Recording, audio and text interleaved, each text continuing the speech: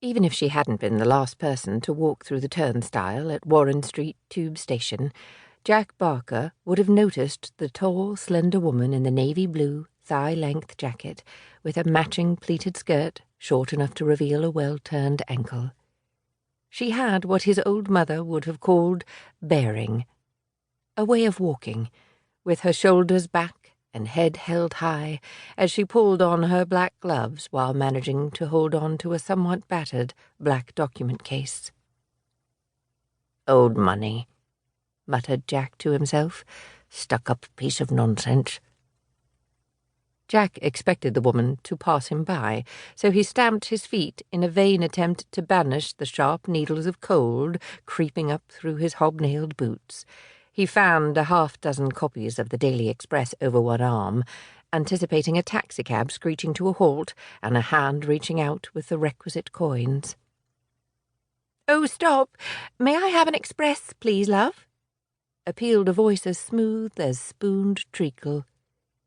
The newspaper vendor looked up slowly, straight into eyes the colour of midnight in summer, an intense shade that seemed to him to be darker than blue.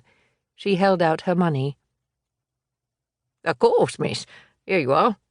Bit nippy this morning, isn't it?" She smiled, and as she took the paper from him before turning to walk away, she replied, "Not half. It's brass monkey weather. Better get yourself a nice cuppa before too long."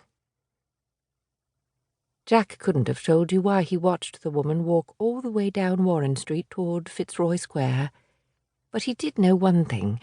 She might have bearing, but from the familiar way she spoke to him, she certainly wasn't from old money.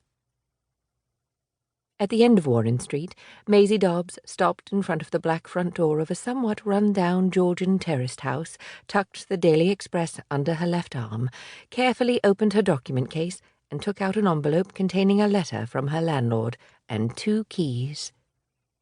The letter instructed her to give the outside door a good shove after turning the key in the lock, to light the gas lamp at the base of the stairs carefully, to mind the top step of the first flight of stairs, which needed to be looked at, and to remember to lock her own door before leaving in the evening. The letter also told her that Billy Beale, the caretaker, would put up her nameplate on the outside door if she liked, or it suggested, perhaps, she would prefer to remain anonymous. Maisie grinned. "I need the business," she said to herself. "I'm not here to remain anonymous." Maisie suspected that Mr. Sharp, the landlord, was unlikely to live up to his name, and that he would pose questions with obvious answers each time they met. However, his directions were apt. The door did indeed need a shove, but the gas lamp, once lit, hardly dented the musky darkness of the stairwell. Clearly there were some things that needed to be changed, but all in good time. For the moment, Maisie had work to do, even if she had no actual cases to work on. Minding the top step, Maisie turned right on the landing and headed straight for the brown-painted door on the left, the one with a frosted glass window, and a "To Let" sign hanging from the doorknob. She removed the sign, put the key into the lock, opened the door, and took a deep breath before stepping into her new office. It was a single room with a gas fire, a gas lamp on each wall, and one sash window with a view of the building across the street and the rooftops beyond. There was an oak desk with a matching chair of dubious stability and an old filing cabinet to the right of the window. Lady Rowan Compton, her patron and former employer, had been correct.